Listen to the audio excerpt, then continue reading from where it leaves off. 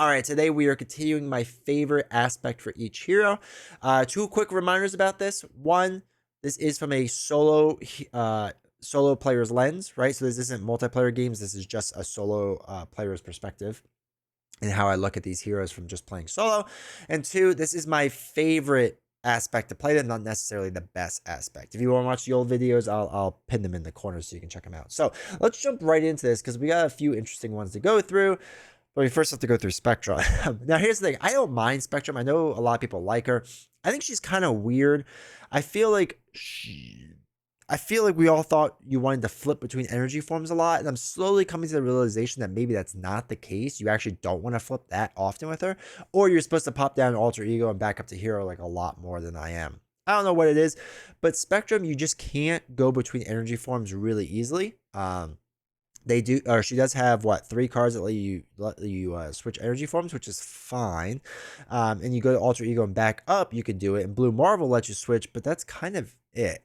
And it's not ideal, I guess, is the way I would phrase that. It's just that it feels like you're supposed to do more with her and you just couldn't. So with that being the case, they made her a super well balanced hero that she does everything like fine, right? She does protection fine, does aggression fine, does leadership fine, does justice fine, right? Excuse me, does all of it fine, but I don't think she stands out in any one of them. So as far as my favorite aspect, with her, it's kind of whatever I feel like doing, right? To be honest, it's I don't have one aspect that just stands out that I'm just like, oh, this is the best way to play her. I think she does everything pretty well. I think she does it fine. And that's why I don't have a favorite. I've done her a lot in aggression. I think she's fun because she can be super strong in that aspect. I like with when you change to this energy form, you remove 4 threat from a scheme. 2 for 4 is pretty good. A lot of her stuff being superpower is really nice, but yeah, it's one of those things that it's just she's good. She's good in everything, right? She's not bad. She's just not stand outish in anything. So I don't know. I don't necessarily have a favorite with her. Again, I'd done a lot of aggression. Justice was fine. Leadership was okay. Protection, I didn't really do great in. So maybe aggression, I guess. I don't know. I need to get her to the table more. But yeah, so that's going to be a weird start to this video that I don't necessarily have like a favorite with her. But it's only going to get weirder because the next one is Adam Warlock. And Adam Warlock, you basically have to use all 4 aspects evenly. Now, I'll just say that Wild Tutor deck, I think, solves Adam Warlock. I know there's a lot of discussion on if that actually is the case or not. I think it is. I think it's the absolute best deck for Adam Warlock. People may disagree. That's fine. But we can't really pick a favorite aspect because he's got to use all of them evenly. So that's things. All right. So let's move on to Nebula, which Nebula, I feel like in solo, a lot of people don't like Nebula. And the reason being is because you have to spend a lot of time in Alter Ego. I feel like it's the same with Miss Marvel, right? A lot of people didn't like Miss Marvel for solo because you spend so much time in Alter Ego to make her work. And Nebula is pretty much the same because of her actual ability where it's a force response after your turn begins, resolve the special ability of each technique card in play, and then you discard that card. Well, sometimes you just want to hold on to these cards, right? You want to keep Retaliate, let's say, or you want to keep where Nebula gets +1/+1. So you have to be able to flip down to hold on to some of these cards to time it out right?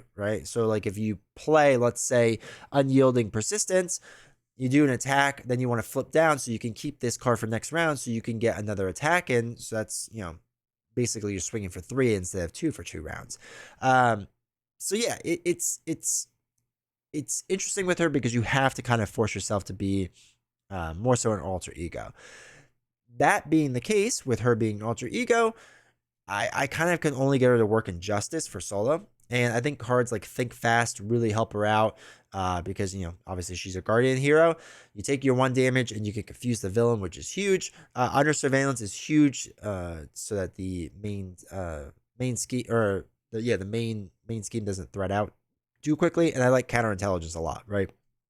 When the villain would scheme or whenever threat would be placed on, you can prevent 3 of it. I think that's a pretty huge card. I play her Justice. I've tried her in other things. I've never gotten to work in anything else but Justice. And that's even how they recommend her is Justice. So I think she's actually a better hero than most people give her or don't give her credit for, I guess. I think she's actually pretty good solo, or pretty decent solo. She's not like fantastic or anything. I think she's not bad. But yeah, Justice I think is the way you have to go, and these 3 cards to me are almost like guaranteed staples into her deck. So, all right, next up we have War Machine, and he's another hero I really don't know. They have him in leadership, which sure. The thing with War Machine is he felt like one of the first real heroes where like his entire kit only wanted to be centered around his cards and nothing else. Like it feels like nothing else really combos well with him.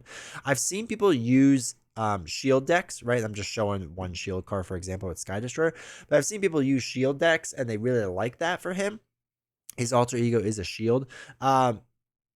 Maybe. Yeah, I've seen Avenger decks be used too, right? With building out leadership Avenger decks. That could work too, right? He's a weird hero for me to deck build. I do like leadership just because I am trying to get to his cards as much as possible. Because his cards, because of his self-sustaining economy of his ammo counters, you need to kind of just like work with him a lot. Also, leadership works well because you're going to have to flip down because you're going to have to get more ammo counters back onto yourself. So after you change this form, discard each ammo counter from your identity, and then when you flip back up, you place 5 ammo counters. This is kind of like a huge part of how his kit works. So a lot of people use him for Justice as well, which yes, will work. But I like leadership because I just basically throw it with the allies and then use them as blockers because I don't want War Machine taking that much damage. He's not really meant to defend. He's kind of just meant there to have his guns do things and whatnot. So I don't know. I like him just fine, but as far as aspects go, I don't think there's really an aspect you need to run him in. I guess Justice and Leadership are the 2 that I use most. But again, I've been seeing more and more people use him for shield decks, which I think is an interesting idea. Next up, we have the GOAT, the greatest of all time, the greatest hero in this entire game. Honestly, you could pick any aspect, doesn't matter. She will destroy in every single one of them because she is the most balanced hero in this entire game. She could do everything perfectly. There is nothing she's bad at. Annabelle Riggs, you might think it's not that great of a signature ally. It's actually perfect. It's a perfect, cheap signature ally. Especially as an alter ego action because, you know, you want to be an alter ego as much as possible with Valkyrie. All right. All seriousness. The way I play Valkyrie in solo, I've talked about this before. Brian V has a leadership deck that works pretty well. Now, a lot of people complain that, oh, you're just playing a leadership deck, right? You're not really playing to Valkyrie's strengths, and there's some truth to that. Sure, I think you do that with a lot of heroes, but there is truth to that. I think Protection Valkyrie, where you basically use cards to heal her back up, works pretty well. Because of her cards. We gotta find it because I already forgot. Godlike Stamina works pretty well with being able to like heal her back up. I think there's some good protection cards that let her heal because I just want to get punched in the face. I'm not going to defend with her and whatnot. And I need to save as much resources as possible for getting Death Glow back out. So protection does work if you do the ready up cards and you do any healing cards. Aggression is what most people lean into with her, which makes sense. I know a lot of people go, well, you know, the issue with her is removing threat from a scheme, which is true, and Justice also helps her out. So you can really any aspect will work well, I think, with her. It just your gameplay kind of changes depending on what you do with her. Justice will help her a lot because thwarting is her biggest weakness. We're getting the different allies out there and whatnot. But yeah. I don't know. I because I've played her so much, I've played her in all aspects that I don't know if I necessarily have a favorite. Probably aggression, just being super aggressive with her. I like, especially with just trying to almost rush down the villain. Works, I guess, somewhat well. It doesn't work great, but it's not too bad. But Justice is probably the easiest way to play her, realistically, just to kind of keep the scheme out there so that you can build out where you get Valhalla out there, get your sword, or get Dragon Fang, get your spear out there, get Aragorn out there, get your Flight of the Valkyrie out there, right? Like get all these cards out there you have to get out there. And then, yeah, kind of keep going to start doing massive attacks. Because once she starts swinging, she's obviously going to be able to do a decent amount of damage because you'll be able to do 4 onto the villain with just like your normal swings, which is a really good amount, right? That's a really good amount to have. So Justice is probably the best way to play her. It's probably the way I played her the most, but now because I play her so much, I will push her in different directions. So recently, it's been a lot of protection with her, which I don't mind. But I think leadership, I think they all work kind of well with her. So greatest of all time. That's all I have to say about that. All right, last up is Vision. Vision, to me, the best way to play him is leadership because you're not actually playing Vision. You might have thought you bought the Vision Hero pack, but what you actually bought was the Vivian Ally pack. You see, Vivian is disgustingly good, and what I do is I just build out Vivian. This is my most, not my most recent, but my deck that I kind of use the most with Vivian. So you can check it out. But reboot is a really good card for her because you just choose her and you heal 1 damage, so she doesn't take consequential damage. You can also use first aid to make sure that you heal her up. But the idea is roughly the same, that you want to be playing team training so that each of your allies get +1 hit point because she only has 2, so she's up to 3, which is already really nice. You throw an inspired on her, so she gets +1/+1, and then throw a reinforced suit, so she gets 2 more life, so she's up to 5 life. Now the reason being is because she gets +2 thwart or +2 attack depending on which form you're in, right? And you can change forms each round for free, right? You can only do it once, but you can do it for free basically. So if I need to get her to start swinging, I can easily get her swinging for like 4 damage each round, like not even trying. It's kind of nuts. So obviously, there's different things you could do. With Command Team, it's another way to ready her up so you can use her continuously, which is really, really nice. Yeah, really, all you're trying to do is just use her, and then Vision just kind of supports past that. With just passing through and his attacks and whatever. Make sure you have whatchamacallit, Death Focus in there because a lot of his cards are superpower cards.